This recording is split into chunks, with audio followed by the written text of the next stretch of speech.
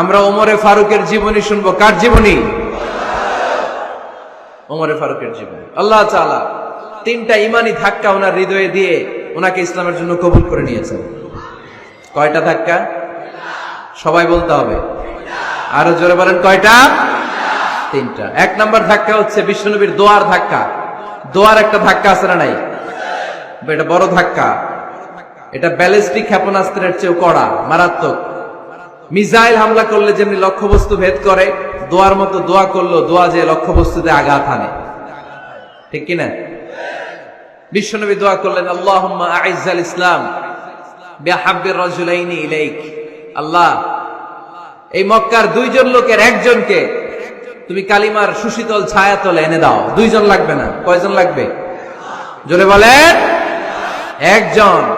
কারণ যুগ জামানা পাল্টে দিতে চাই না অনেকজন, এক মানুষই আনতে পারে জাতির জাগরণ। এক মানুষই বিপদকালে বাঁচায় কাফেলায়, ক্ষুদ্র ডিঙ্গি বাঁচায় জাহাজ অসীম দরিয়ায়। এজন্য জামানা পাল্টে দিতে লাগে কয়জন? এজন্য বিশ্বনবী আল্লাহর কাছে দোয়া করলেন, আল্লাহ মক্কার দুজনের একজন, দুজন চাই না, দুজনের যে কোনো একজনকে কালিমার সুশীতল ছায়া তোলে এনে দাও।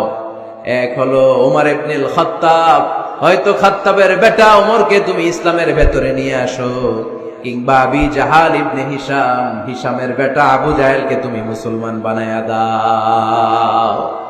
দুইজন চাইছেন নাকি একজন?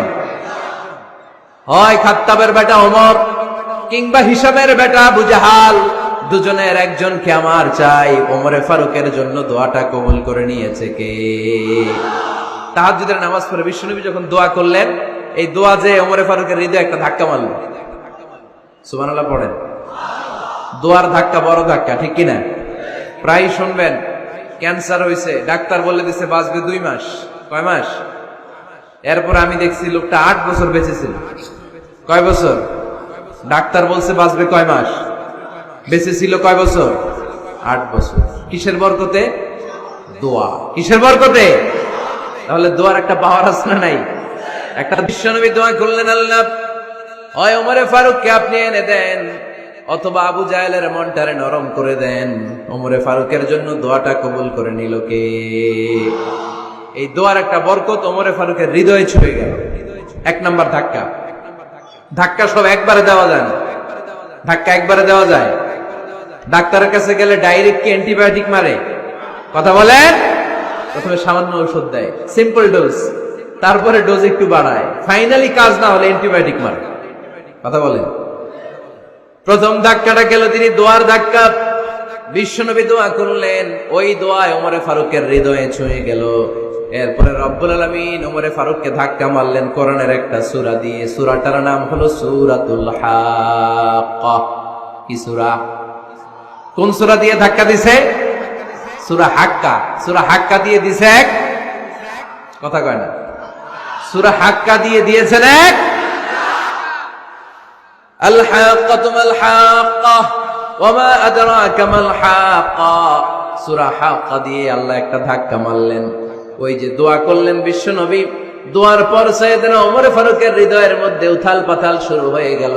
সব সময় লুকিয়ে লুকিয়ে বিশ্বনবীরে ফলো করে।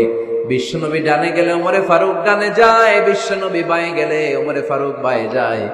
বিশ্বনবী রাত্রিবেলা নামাজ পড়লে ওমরে ফারুক পেছনে লুকিয়ে লুকিয়ে বিশ্বনবীর কোরআন শুনে। বিশ্বনবী মসজিদুল হারামের পাশে দাঁড়িয়ে রাতের এশার সালাত আদায় করছিলেন। ওই টাইমে বিশ্বনবী সূরাতুল হাক্কা তেলাওয়াত করছিলেন। কোন সূরা? সূরাতুল হাক্কা বিশ্বনবী তেলাওয়াত করছেন। ওমরে ফারুক মন্ত্রমুগ্ধ হয়ে বিশ্বনবীর কণ্ঠের তেলাওয়াত শুনে। বিশ্বনবীর তেলাওয়াতের কণ্ঠ আমাদের কণ্ঠের মতো নাকি?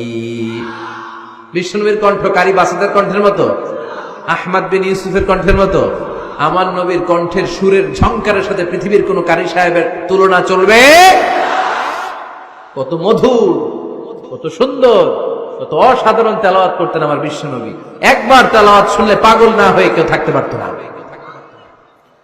বিশ্বনবী ওমরে ফারুককে দেখেন নাই। ওমরে ফারুক লুকিয়ে লুকিয়ে বিশ্বনবীরে ফলো করে। বিশ্বনবী এশার সালাতে সূরা হাক্কা তেলাওয়াত করতে আরম্ভ করলেন। তেলাওয়াত করতে করতে করতে করতে বিশ্বনবী সামনের দিকে যেতে লাগলেন। বিশ্বনবীর চমৎকার কণ্ঠের তেলাওয়াত শুনে ওমরে ফারুক মুগ্ধ হতে লাগলো। ওমরে ফারুক অবাক, কিরে এত সুন্দর শব্দের গাঁথনি, এত সুন্দর বাক্য, এত সুন্দর অন্তমিল, এত সুন্দর কথা, এটা কবিতার মতো লাগে, মনে হয় মোহাম্মদ কবি হয়ে গেছে। কি হয়ে গেছে সবাই বলেন? মনে হয় মোহাম্মদ কবি হয়ে গেছে, কাব্য প্রতিভা দিয়ে নিজেই কবিতা বানাইছে। ওমরে ফারুক যখন মনে মনে ভাবলেন এগুলো মনে হয় মোহাম্মদ কবিতা পড়ে, মোহাম্মদ মনে হয় কবি হয়ে গিয়েছে। ইন দা মিন টাইম বিশ্বনবী তেলাওয়াত করছিলেন সূরা হাক্কা থেকে, ওয়ামা হুয়া বিকাউলি শাইরিন কলিলাম মা তুমিনুন। এই আয়াতের অর্থ হলো এটা কোনো কবির বানানো কবিতা নয়, তোমরা অল্প সংখ্যক লোকই এই কোরআনের উপরে ঈমান আনো। সুবহানাল্লাহ পড়ে। বিশ্বনবী ওমরে ফারুককে দেখছে নাকি? কথা কয় না, দেখেছে না? বিশ্বনবীর মতো তেলাওয়াত করে যাচ্ছে। ওমর ফারুক যখন মনে করলেন কিরে এই কথাগুলো এত সুন্দর, এটা মনে হয় কবিতা। ইন দ্য মিন টাইম বিশ্বনবী যে আয়াতটা তেলাওয়াত করছিলেন, কোইন্সিডেন্টলি দৈবাত মিলে গিয়েছে। ওই আয়াতের অর্থ ছিল এটা কোনো কবির বানানো কবিতা না, খুব অল্প সংখ্যকই তোমরা ঈমান আনো। এবার তো ওমর ফারুক আটকে উঠলেন, ঘটনা কি? আমি মনে মনে ভাবলাম মোহাম্মদ কবি, আর যেটা পড়তেছে এটা কবিতা, কিন্তু মোহাম্মদ আমার দেখেও নাই, কিন্তু বলতেছে এটা কবির বানানো কবিতা না। তাহলে মোহাম্মদ মনে হয় গণক হয়ে গেছে। কার মনে কি চলে না দেখেই বলতে পারে। নাউজুবিল্লাহ পড়বেন না? ওমর ফারুক এবার মনে মনে ভাবে মোহাম্মদ তাহলে কবি না, আগেরটা ভুল ধারণা আমি করেছি, মোহাম্মদ কবি নয়, মোহাম্মদ হলো গণক। আওয়াজ করে পড়েন না আউযু বিল্লাহ। মোহাম্মদ মানুষের মনে কি চলে গণনা করে সব টের পেয়ে যায়, সব বুঝতে পারে। বিশ্বনবী তখন যে আয়াতটা তেলাওয়াত করছিলেন সেটা হলো ওয়ালা বিকাউলি কাহিনিন কলিলাম মা তাযাক্কারুন। বিশ্বনবী তখন যে আয়াতটা তেলাওয়াত করছিলেন এই আয়াতের অর্থ হলো এটা কোনো গণকের বানানো কথা নয়, খুব অল্প সংখ্যক লোকই তোমরা উপদেশ গ্রহণ করো। বিশ্বনবী ওমর ফারুককে দেখে? কথা কয় না, দেখে না, কিন্তু মিলে যাচ্ছে। ওই আয়াতের পরের আয়াতটা ছিল এটা গণকের বানানো কোনো গণনা নয়, খুব অল্প সংখ্যকই তোমরা ঈমান আনো। এবার তো ওমর ফারুক বেহুশ। হায় হায়, প্রথমে ভাবলাম কবিতা, সে পড়ে যাচ্ছে না কবির বানানো কবিতা না। এরপর মনে মনে ভাবলাম মনে হয় গণক, সে বলে না এটা গণকের বানানো গণনা নয়। তাহলে এটা কি? এটা কি? কি এটা? কি পড়ে মুহাম্মদ, যার কণ্ঠের তেলাওয়াত শুনলে মানুষ পাগল হয়ে যায়। বিশ্বনবী তখন পড়তে আরম্ভ করলেন তানজিলুম মির রাব্বিল আলামিন। এর মানে হলো এটা কবিতা না, এটা গণকের বানানো গণনা না, মানুষের বানানো কিচ্ছু না, এটা গোটা বিশ্বের রব আল্লাহ পাকের বাণী। সুবহানাল্লাহ পড়ে। এই 2 নাম্বার ডোজ করলো। প্রথম ডোজ পড়ছে দোয়ার ডোজ। প্রথম ডোজ কিসের? দোয়া। 2 নাম্বার সূরা হাক্কা দিয়ে আল্লাহ দিলেন এক ধাক্কা। এই সূরা হাক্কার ওই ঘটনার পর ওমরে ফারুক তো পাগল পড়া। কি ঘটে গেল আমার সাথে ওই দিন? আমি মনে মনে যা ভাবি সব মোহাম্মদ বুঝে। আল্লাহ 2 নাম্বার ডোজ দিলেন সূরা হাক্কা দিয়ে এক ধাক্কা। সুবহানাল্লাহ পড়েন। এরপরে ওমরে ফারুক প্রায় বিশ্বনবীর কথা ভাবেন, বিশ্বনবী কোথায় যান লুকিয়ে লুকিয়ে দেখেন।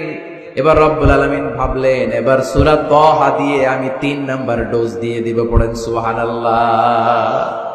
এবার 3 নাম্বার ডোজ পাবেন, কিন্তু শয়তান ওয়াসওয়াসা দিচ্ছে, ওমরে ফারুক যাও, মক্কায় ঘোষণা হয়েছে মুহাম্মদের কল্লা এনে দিতে পারলে এত এত স্বর্ণ মুদ্রা। শয়তানের ওয়াসওয়াসায় আবার ভুল পথে হাঁটতে লাগলেন সাইয়েদনা ওমর। নাঙ্গা তরবার নিয়ে বিশ্বনবীর মাথা কাটার জন্য বের হয়ে গেলেন। বনু জাহারা গোত্রের একটা লোক বলে, ওমর তুমি কোথায় যাও? ওমরে ফারুক বলেন মুহাম্মাদের কল্লা কাটার জন্য যাচ্ছি। পড়েন নাউজুবিল্লাহ। আবু জাহারা গোত্রের লোক বলে তুমি মুহাম্মাদের কল্লা কাটতে যাও? আরে তোমার বোন ফাতিমা বিনতে খাত্তাব আর তোমার বোনের জামাই সাঈদ, এরা তো 2জন কালিমা পড়ে মুসলমান হয়ে গেছে। আরে মুহাম্মাদের কল্লা পরে কেটো, আগে ঘর সামলাও। যে ওমর, আগে ঘর সামলাও, পরে তুমি মুহাম্মাদের কল্লা কাটতে যাও। ওমরে ফারুক রেগে গেলেন, রাস্তা ঘুরিয়ে বাড়ির দিকে চলতে আরম্ভ করলেন। রাগে তিনি গড়গড় করছেন। ওমরে ফারুকের বোন ফাতেমা বিনতে খাত্তাব, বোনের জামাই সাঈদ, তাদের দুইজনকে খাব্বাব রাদিয়াল্লাহু তাআলা আনহু সূরা তাহা ঘরের ভিতরে তেলাওয়াত করে শোনাচ্ছিল। পড়েন সুবহানাল্লাহ। সূরা তাহা দিয়ে আল্লাহ একটু পরে ধাক্কা মারবে আরেকটা। ওমরে ফারুক যখন আসলেন, ওমরে ফারুকের আওয়াজ শুনে খাব্বাব রাদিয়াল্লাহু তাআলা আনহু লুকিয়ে গেলেন। ওমরে ফারুক দরজার মধ্যে কড়া নাড়লেন। বোন বলে, কে তুমি? সাইয়েদনা ওমর বললেন, আমি ওমর। খুলে দেওয়া হলো। ঘরের ভেতরে ঢুকেই কথা নাই বার্তা নাই, নিজের আপন বোনকে মারতে শুরু করলো ওমর। বোন জামাইকে আঘাত করতে শুরু করলো। মারতে মারতে নিজের কলিজার টুকরা বোনকে, বোনের জামাইকে সাইয়েদনা ওমরে ফারুক পিটাতে পিটাতে রক্তাক্ত করে ফেললেন। গা দিয়ে ফিনকি বের হয়ে যখন রক্ত বের হয়, সাইয়েদনা ওমরে ফারুকের দিলের মধ্যে মায়া তৈরি হয়ে যায়। সাইয়েদনা ওমরে ফারুক বললেন, আমার কলিজার টুকরা বোন আর বোন জামাই, তোরা কেন মুহাম্মাদের কথায় পাগল হলি? বুঝলাম না কেন মক্কার লোকগুলো পাগল পড়া হয়ে সব মুহাম্মাদের দলে চলে যায়। কি এমন কথা মুহাম্মদ তোদের শোনায়, কি এমন বাণী তোদের শোনায় যে বাণী শুনে সব তোরা মুহাম্মাদের দলে চলে গেলি? কি আছে মুহাম্মাদের কাছে? কি কি জাদুটা? কি কি জাদু পেলি সেখানে? আমার একটু দেখা। বোন ফাতেমা বলে, না ভাই, ইন্নাকা রিজিস, তুমি নাপাক। লা ইয়ামাসসুহু ইল্লাল মুতাহহারুন, পাক পবিত্র না হয়ে আল্লাহর এই কালামে স্পর্শ করা যায় নাকি? আওয়াজ করে বলেন, স্পর্শ করা যায়? ভাই তুমি গোসল করে আসো, তাহলে তোমার হাতে তুলে দিব, তুমি পড়লেই বুঝতে পারবা কি আছে আল্লাহর এই কোরআনে। সুবহানাল্লাহ পড়েন। সাইয়েদনা ওমর ফারুক গোসল করে আসলেন। বোন এবার সূরা তাহা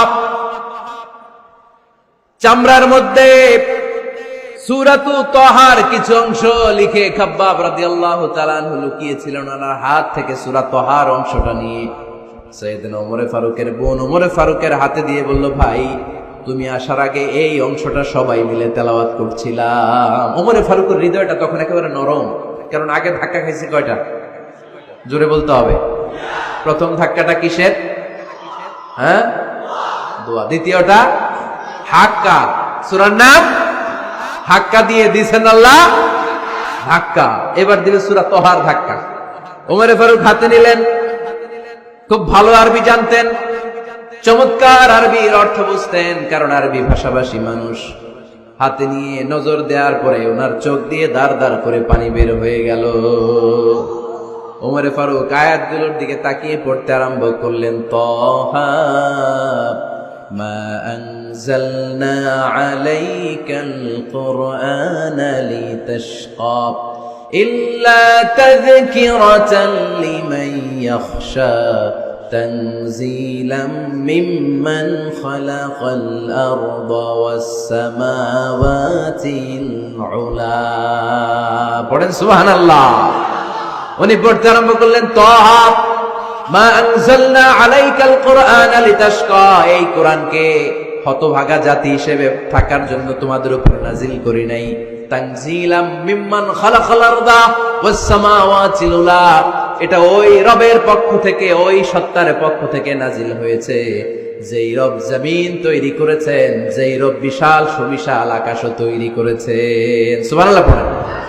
সূরা তাহা এই চমৎকার অসাধারণ শব্দ গাঁথনি দিয়ে এই আয়াতগুলো যখন পড়তে আরম্ভ করলেন, ওমর ফারুক আর নিজের উপর ব্যালেন্স রাখতে পারলেন না, আর ধরে রাখতে পারলেন না।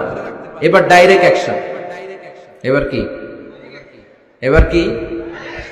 3 নাম্বার ধাক্কা খেয়ে, সূরা তাহার ধাক্কা খেয়ে আর সামলাতে পারলেন না, পাগলের মতো হয়ে গেলেন। বলতে আরম্ভ করলেন, আইনা মুহাম্মদ, মুহাম্মদ কোথায়?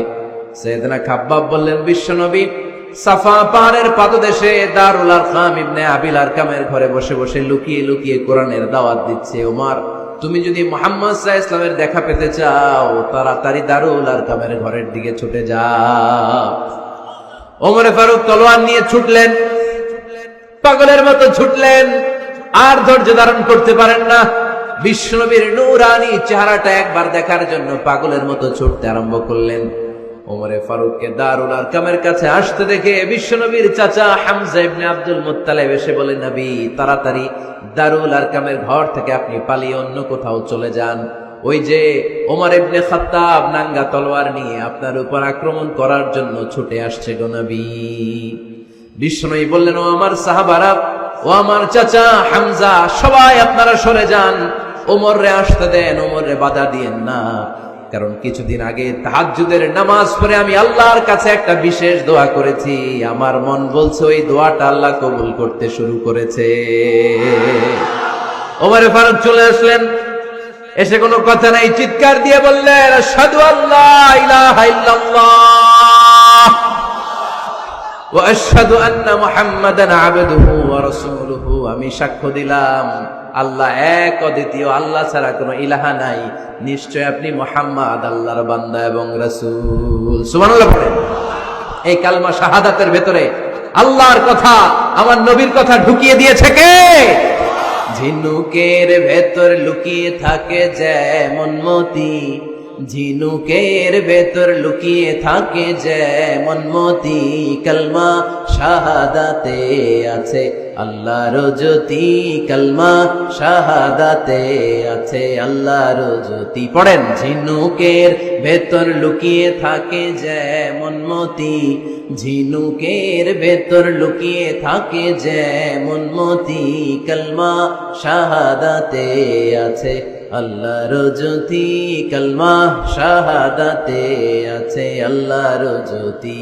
পড়েন আল্লাহু আকবার। ওই শাহাদাতের জ্যোতি সাইয়েদনা ওমর ফারুকের হৃদয়টারে উজ্জ্বল করে দিল। দুনিয়ার সব ভয়কে পেছনে ফেলে এক আল্লাহর ভয়কে অন্তরে ধারণ করে আওয়াজ করে বললেন, আশহাদু আল্লা ইলাহা ইল্লাল্লাহু ওয়াহদাহু লা শারীকা লা ওয়া আশহাদু আন্না মুহাম্মাদান আবদুহু ওয়া রাসূলুহু। পড়েন সুবহানাল্লাহ। তিনটা ধাক্কা। কয়টা? সবাই বলতে হবে কয়টা? প্রথম ধাক্কাটা দোয়া, দ্বিতীয় ধাক্কা হাক্কা, তৃতীয় ধাক্কা সূরা তাহা। তিনটা ধাক্কার মাধ্যমে সাইয়েদনা ওমর ফারুককে মুসলমানদের লিডার বানায় দিল কে? ওমর ফারুক কালিমা পড়ে মুসলমান হয়ে গেছে।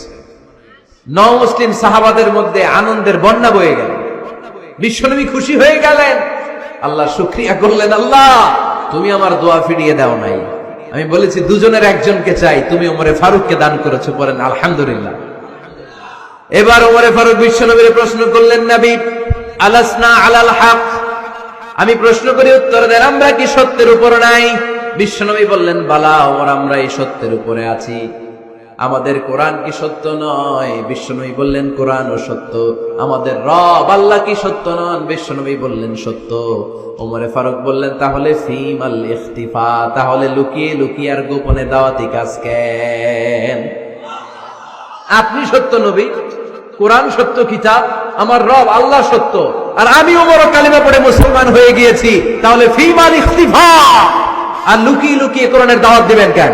বের হন, মক্কার শহরের মাঝখানে চলে আসেন, চিৎকার করে আমরা আল্লাহর নামের ঘোষণা দেব।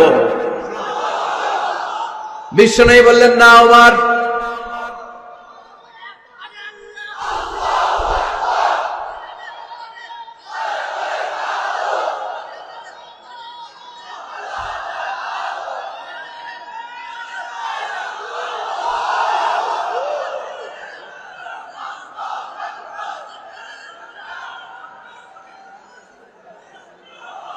বিশ্বনবী ডেকে বললেন, না ওমর, এটা মাক্কি জীবন, ওমর এটা মাক্কি জীবন, এখানে দাওয়াতি কাজ করব লুকিয়ে লুকিয়ে, আস্তে আস্তে। আল্লাহ যখন আমাদেরকে বিজয়ী করে দিবেন, তখন আমরা প্রকাশ্যে দাওয়াত দিলে কোনো সমস্যা নাই। সাইয়েদনা ওমর ফারুক বলেন, না ও নবী, আমার উপর ছেড়ে দেন, আমি দেখব, আপনি আমারে শুধু মক্কার জমিনে একটা মিছিল দেওয়ার অনুমতি দেন। কিসের অনুমতি? আল্লাহর নামের তাকবীর দেওয়ার অনুমতি দেন। বিশ্বনবী বললেন, ঠিক আছে, সাবধানে তাকবীর দিও। ওমরে ফারুক তাকবীর দেওয়ার জন্য লোক খুঁজতে আরম্ভ করলেন। নও মুসলিম 11 জন সাহাবাকে খুঁজে পেলেন। কয়জন?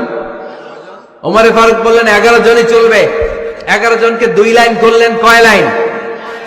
পিছনে 6 জন, সামনে 5 জন। পিছনের লাইনের নেতা বানিয়ে দিলেন বিশ্বনবীর চাচা হামজা ইবনে আব্দুল মুত্তালিবকে। প্রথম লাইনের 5 জনের নেতৃত্ব দিতে আরম্ভ করলেন সাইয়েদনা ওমরে ফারুক নিজেই। 2 লাইন তাকবীর দিতে জানলে বেশি মানুষ লাগে না, 10 জন দিয়ে গোটা বিশ্বটারে কাঁপিয়ে দেয়া যায়। 11 জন 6 আর 5। ওমর ফারুক সামনে দাঁড়ালেন।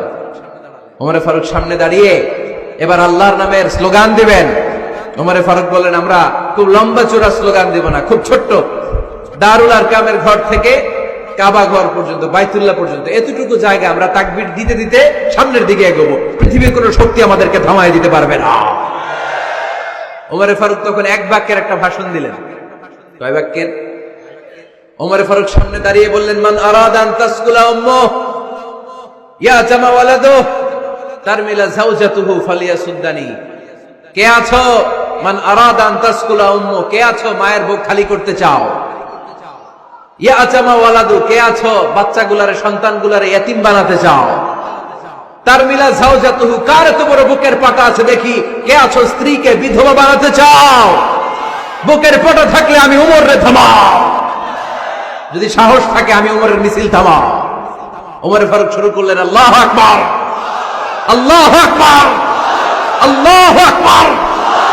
স্লোগান দিতে দিতে সাইয়েদনা ওমরে ফারুক কাবার গিলাফ যে স্পর্শ করলেন, ওমরে ফারুকের এই স্লোগান কেউ থামাতে পারে নাই। কিয়ামত পর্যন্ত এই আল্লাহর নামের স্লোগান কেউ থামাতে পারবে না। চিল্লায় বলো ঠিক কিনা?